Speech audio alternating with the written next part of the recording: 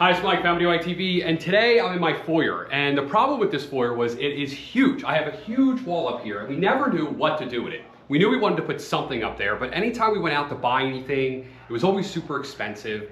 So me and my wife came up with a solution, about 30 bucks. You can make something like this. I'm gonna show you exactly how to do it. It may not look that big, but it's actually 4 by 5, 4 feet by 5 feet tall. All right, so let's talk about what you need. So we actually used a shower curtain off Amazon for about 15 bucks. All right, so it's obviously a huge giraffe. We have a lot of giraffe stuff around our house, so we thought this would be pretty funny. Then once you get your shower curtain for about 15 bucks, then you need to figure out what wood you're gonna use. So I use 1 by 6. You can go bigger, you go smaller, but I usually use 1 by 6. These are about, for an 8-foot length, it's about 7 bucks a piece. So that's why I'm kind of estimating this around 30 bucks for the entire thing. Then what you need to do is decide, well, what's the design of the frame? All right, so what I did was I went and I cut each one of mine at the length that I needed. So I cut it at 4 feet, and then I cut it at 5 feet here. I cut it on 45 degree. You don't have to do the 45 degree. It's kind of up to you. You could just butt them together. So I've done that before where you just basically butt them together like this. All right. So the same process, I'll show you how to put it together with the 45, but this would also look cool. Also, I think this would look cool. You cut it on 45 and you maybe do something like that. That's actually a pretty neat design. You can even go maybe something like this, okay? Or you can cut it flat and have it just butted up, you know, normal. So let your imagination fly. In this case, like I said, and you're gonna see, we did 45. We wanted really clean lines here. I think this would have actually would have looked a lot better. It would look cool. Yeah, it would look cooler. The other one. Do you want to take it down and redo it? No. Let's get into how to put this thing together. All right, so to connect these two together, we're actually gonna use a combination of glue and the Craig jig, okay? So this is the Craig jig. I really like this one because it's actually really simple to set. What we do is we measure this. We basically just put this on here and there's a little, see the thickness of the material? It's it's in that 3/4 spot, okay? So what that tells us that we need to set everything up at the 3/4 mark. So we set this up at the 3/4 mark, real simple. Boom. And we set our drill bit at the 3/4 mark, okay? So you can see I already did that. If you look inside that hole, it's on the 3/4 mark. And use this key, this is the Allen key to tighten it up. So now we got everything set. Now we decide on, we used a book, we determined since the thickness of the material, we need 1 1/4 inch screws. I'm gonna use coarse screws, okay? In this case, we don't want to use fine. And on the back of the board, we're going to drill our holes, okay? So I'm going to take this outside. We're going to clamp this down like so. All right, then I'm just going to run my drill in and drill my holes.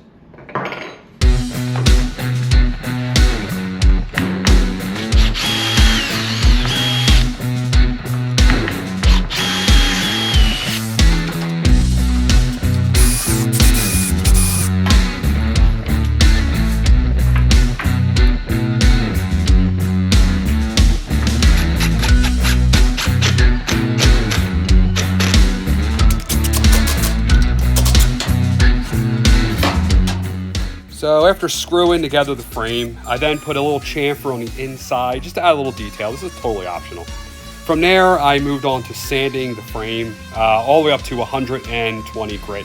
Basically, whatever stain or whatever paint you're going to use, just follow the manufacturer's steps on how to prep the frame. Then we moved on to staining it. So in this case, I actually used Danish oil. Okay, I'm liking that recently, but you can use whatever stain or paint or whatever you want to use to finish your frame. Like I said, in my case, I used Danish oil. Then we had to iron our shower curtain, get all the wrinkles out. So that's what we're doing here.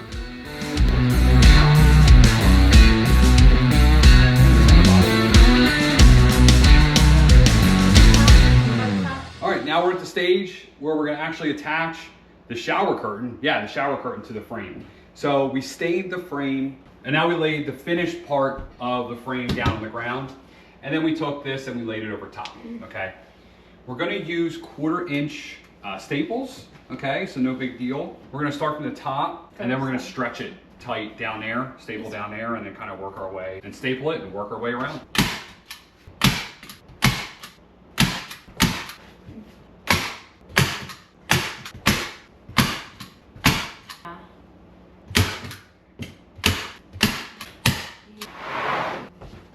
Now we're hang day. We did add a white sheet to the back of this because it was a little see-through. It wasn't too bad, but if you were going like on a pretty light wall like this, it'd probably be okay with just a shower curtain, but we added a white back there just to add a little more color, a little more depth. Actually, it looks a lot better with the white sheet, but it's kind of optional.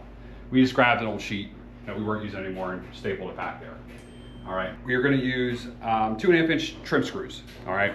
So no big deal, these will hold it. It's not a very heavy pitcher, okay? So it's not like we need to go, you know, lag this in, but you could get decorative. You could use these and then maybe add some big decorative hardware or something like that if you want. I think is what we're doing, right? Yeah, we might. You know, mine, obviously, I have to get up there on a ladder, so this is a little more difficult. What I did was I actually found where we wanted to hang it. I found the center first, okay? And then I have my laser on the center of the room, all right? And then on the other part of it, so the part going this way, that's where this is. So we've kind of dry fitted up there. And I know as long as that cross line is hitting here and that up and down line is hitting there, I'm centered. So what I'm gonna do is I'm gonna find my first stud, I'm gonna put my first screw in. I'm not gonna worry about leveling or anything like that. I'm just gonna hold it up there. Once I get that first screw in, then I kind of have like a pivot. Then I will grab my level and I'll put my level in there and then I'll put my second screw in, okay? And start this, and hopefully I don't fall. So If I do. How many screws can you go up to? 4.